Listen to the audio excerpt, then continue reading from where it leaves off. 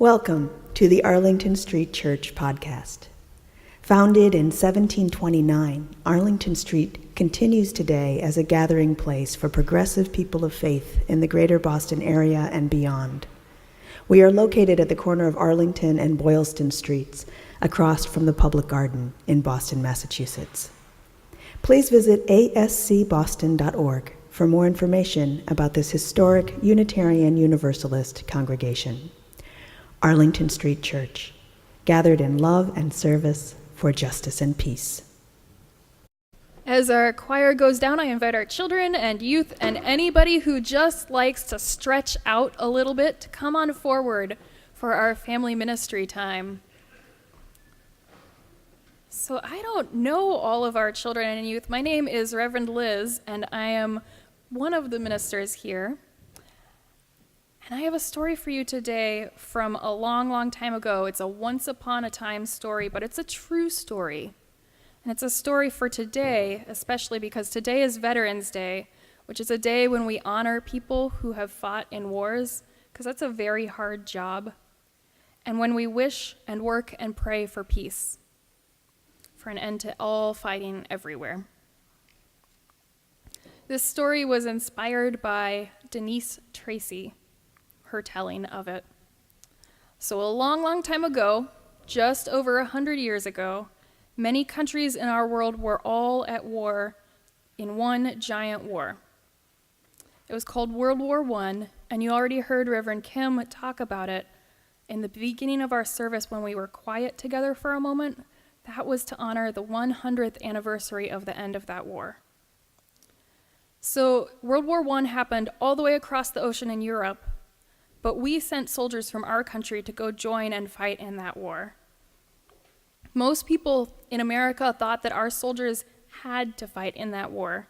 It was a really big war, and people thought that we needed to go help in the fighting so that the war would be able to be over sooner, so that there could be peace sooner. But not everybody agreed. Not everybody thought the same way, and there were some people who thought that the best way to stop the war would be to just not fight at all. And two of those people were named Emily and Jane. They were friends who wanted to do whatever they could to help stop the war, and they especially believed that it would stop sooner not by sending people to fight, but by stopping. Yeah. So Jane had this idea, because they were thinking together, they're like, what can we do to stop the war? And Jane had this idea, and she said to Emily, what if we traveled together to Europe and talked to the leaders in Europe, the ones who are in charge of this war? What if we talked to them about stopping fighting? And Emily was like, what? Are you serious? Because at that time, 100 years ago, people didn't just travel across the ocean. It was really far, it was really hard to do, and especially at that time, women didn't just travel. There was less freedom then than there is now for women in our country.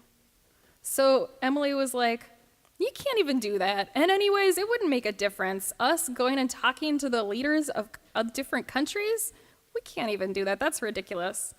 But Jane, she didn't give up. She said, someone has to do something to stop this war. And we always think it has to be somebody else. Somebody else is going to go talk to the leaders. Somebody else is going to get the soldiers to stop fighting. But this time, it's me. I'm going to do it. Emily, will you come with me? And Emily said, you know, you're right. And she decided to join her friend. And so Jane and Emily, they decided to go all the way across that ocean to try and stop the war.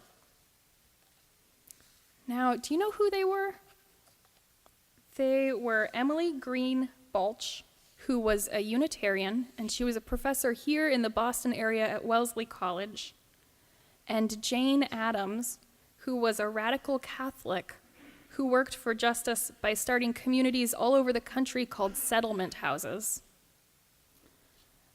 And so 100 years ago, they went all the way across that ocean to Europe, and they went to 14 different countries and talked to 26 different leaders, people who were really in charge of the fighting. And they did it all without permission from our government, which I think is pretty great. So they talked to those leaders about peace and about ending the war because they said somebody has to do something, and that time that somebody is us. And they both made a big difference. They both worked hard throughout their lives for peace and justice, and in fact, Emily later won a big award called the Nobel Peace Prize. So I think about this story and I think, what's the lesson for me? And I think there's two lessons.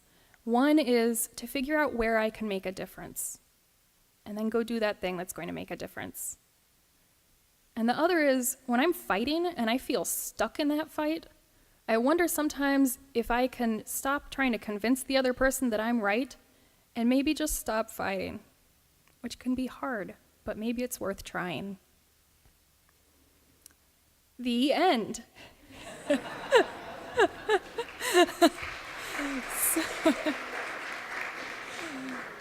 All stories, if they start with once upon a time, you gotta end it with the end. So today, all of our children and all of our youth are welcome to join Reverend Erica in the chapel. And every Sunday, Dave and Erica and everyone here, we're always glad to see you.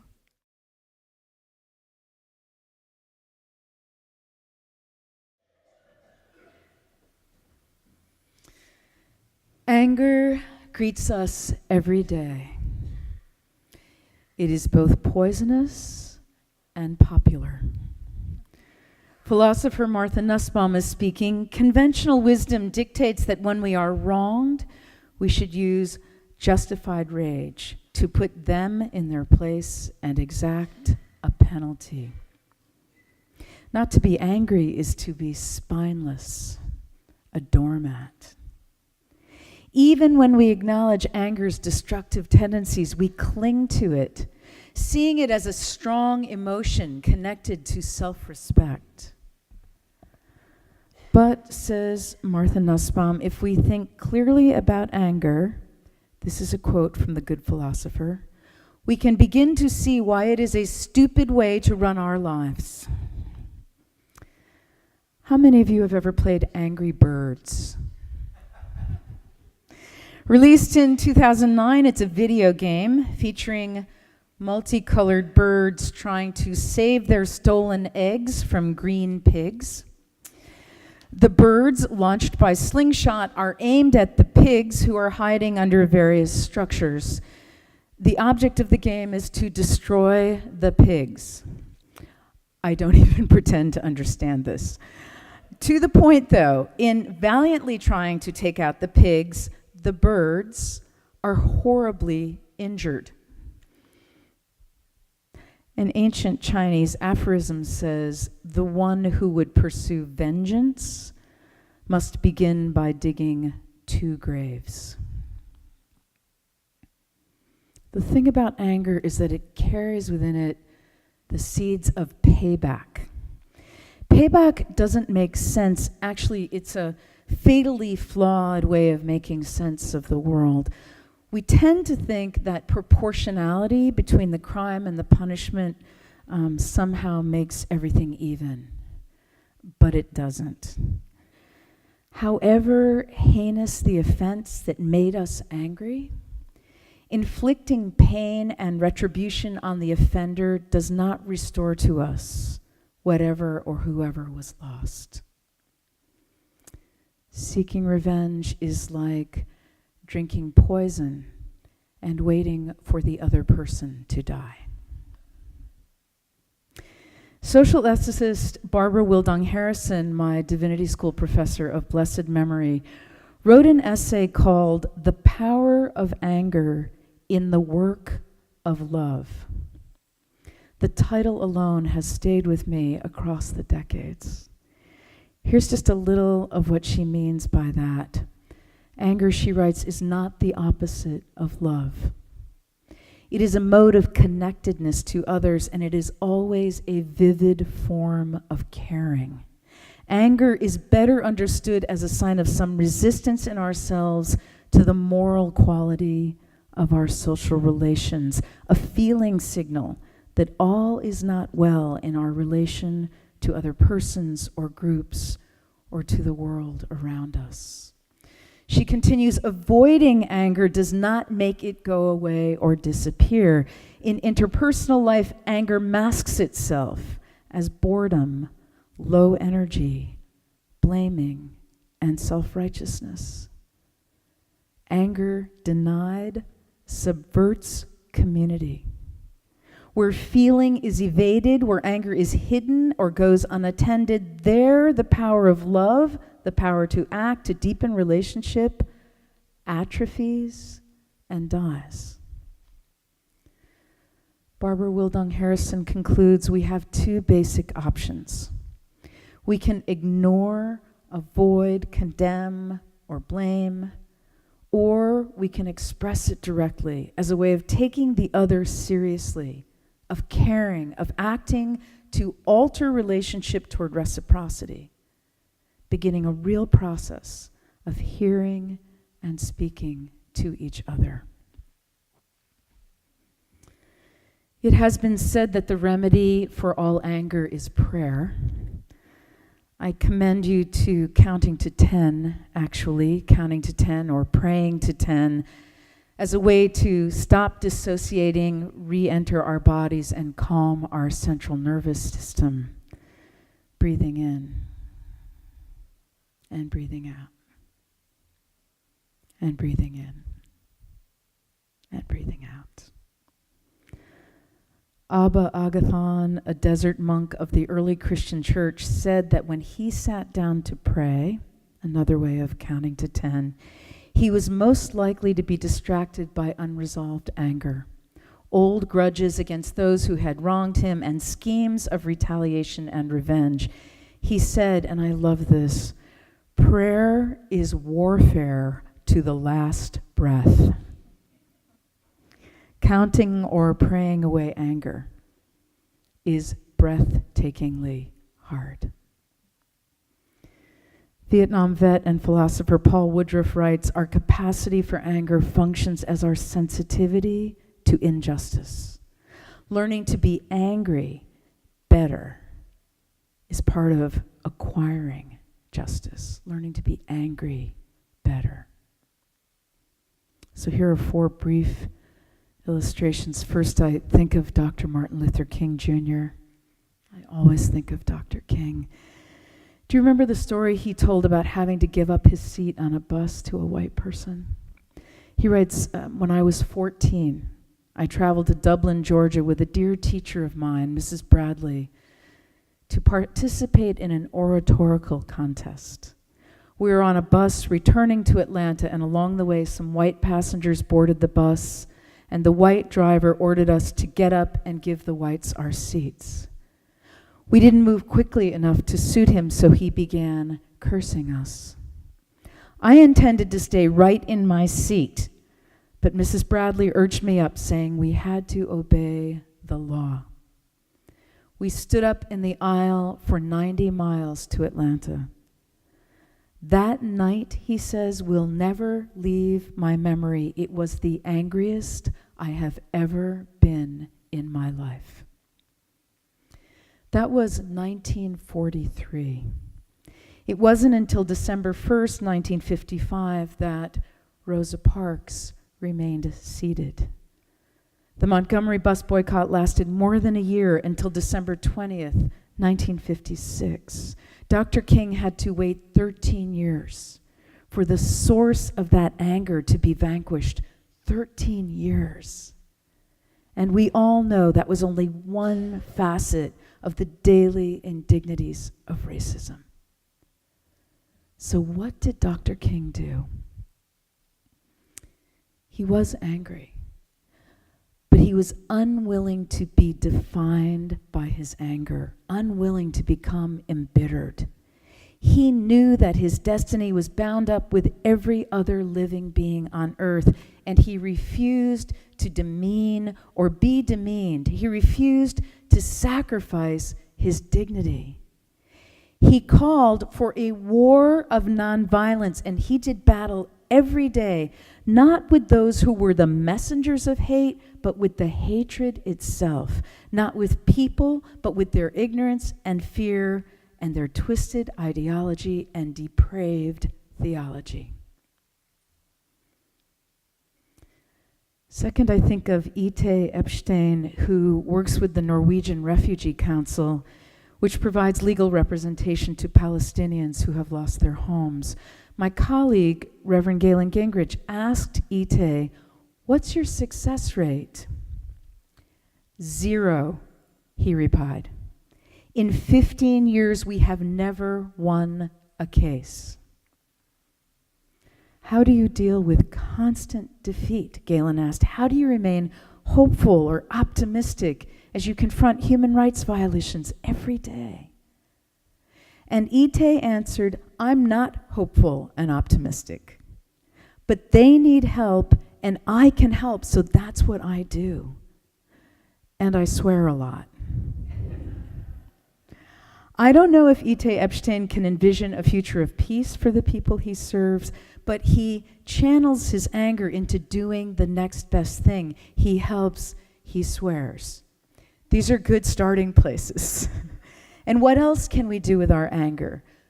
We can cry. Sometimes we just need to let anger drain out through our tears. Writing and making art can help. It can force our thinking to slow down and invite reason into our internal monologue. When we get our feelings down on paper or express them in some other medium, they're contained and less overwhelming. Exercise can help. Good old-fashioned exercise or something creative like smashing big bags of ice in the bathtub over and over again. I know a wonderful therapist who buys up old dishes at yard sales, and she has an empty garage in which her clients are invited to throw the dishes against the walls. Some combination of making a lot of noise and sweating it out can help. And we can ask for help. I would add that a good old-fashioned heart-to-heart with someone who will listen and ask the right question and love you through it all is a good place for anger. Third, I think of Nelson Mandela. Imprisoned for 27 years, he struggled mightily against anger and the desire for revenge. He dreamed of a strong, successful nation, but he knew that South Africa would never succeed if the two sides were divided by suspicion, resentment, and the calculus of payback. Focusing on a shared future, he said, "Your duty is to work with human beings as human beings, not because you think they're angels." Just before Nelson Mandela's release from prison, he was given a private cook. It was a terrible setup, a once powerful Afrikaner serving a despised ANC leader. It would have been so easy to see it as a dose of deserved humiliation. But Nelson Mandela wasn't having it, and he initiated a discussion. "I took it upon myself to break the tension," he says, "and a possible resentment on his part that he had to serve a prisoner by cooking and then washing dishes, and I offered to wash the dishes. He refused. He said that it was his work. I said, no, we must share it. Although he insisted, and he was genuine, I forced him, literally forced him to allow me to do the dishes. And we established a very good relationship. A really nice chap, Warder Swart, a very good friend of mine. And so President Mandela built a strong and successful nation by insisting on engaging in relationships between equals. And finally, I think of Anoid Latipovna Rakhmativleda. She tells this story from her time in her native Tajikistan was at war. Her husband had left for work 2 weeks earlier and just disappeared. His brothers, too, were missing. Every day she had to lock her 2 children into the house and walk 2 hours each way to work. There was very little food available. The city center was in ruins. Anoid is a piano teacher at the university. When she arrives, it is still early. Suddenly, a member of her department is running at her, yelling, "There are soldiers in the music room. They're smashing the instruments." And Annoyed begins to move toward this terrible sound, and the other teacher stays behind, terrified. She runs. The door is open. 10 soldiers are hitting the instruments and kicking them around the room. They're dressed all in black with black wraps around their faces except for their eyes. Their armor and their machine guns are piled on top of the grand piano, and Annoyed has no idea which army they're from. And suddenly, she has just had it. She's had it with the war that is destroying her family and her city, and she's had it with these soldiers. She walks right in and up to the one who is beating on the piano. In a loud voice, she asks him to stop smashing the instruments. "The instruments are very expensive," she says, "and they will serve your children and your grandchildren in the future." And they all stop and turn to stare at her. And the room gets very quiet. She is alone in a room with 10 soldiers. "If you want," she says, "I can play the piano for you." So I sat down and started playing the Moonlight Sonata. A few of them sat down too, and others came closer to see how my fingers moved across the keys. And then one of them came even closer and asked me to play a Tajik folk song. When I had first walked in, they were all speaking Russian, but when he asked me to play, he asked in our native Tajik. So I played it, and all of them started singing along. They were like a choir. And then out of nowhere, a man came to the door, and he said something to them, and they stood up quickly, took their armor and guns, and left, shutting the door behind them. 1 year later, the war ended, and Annoyed's husband's brothers, and then her husband, returned. Beloved spiritual companions, here is the CliffsNotes on anger. Anger, poisonous and popular, greets us every day. We can ignore it, or we can change it. Payback does not restore to us whatever or whoever was lost. The one who would pursue vengeance must begin by digging 2 graves. We can learn to be angry and count to 10 and pray about it. But that prayer is warfare to the last breath. Dr. King was unwilling to be defined by his anger, unwilling to become embittered. He refused to demean or be demeaned, refused to sacrifice his dignity. E.T. Epstein navigates his anger by doing the next best thing. People need help, and he can help. Help and swear. Help and swear and cry, write and make art, exercise, ask for help, have a heart-to-heart. President Mandela built a strong nation by insisting on relationships between equals. Annoyed Latipovna Rakhmatileva played the piano, and the war did end. We can learn to be angry better. Amen.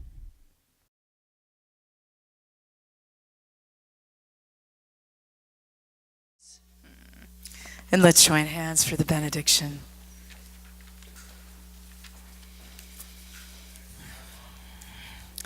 Let us go out into the world, strengthen the faint-hearted, help the suffering, Honor all beings, return to no one evil for evil.